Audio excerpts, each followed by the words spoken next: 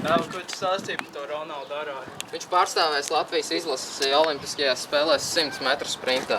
Jā, viņš bija tas, kas pārspēja rekordu par 0,1 sekundi. Pārspējam? Pārspēja. Davai. 3, 2, 1. Klausies, mums aizjūt Pievienojieties, mums mēģinām pārspēt Latvijas rekordu. Es zinu.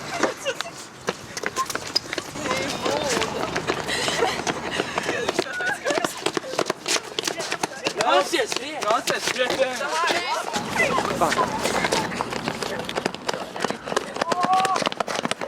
Pievienojieties, mums rekordu pārspēt.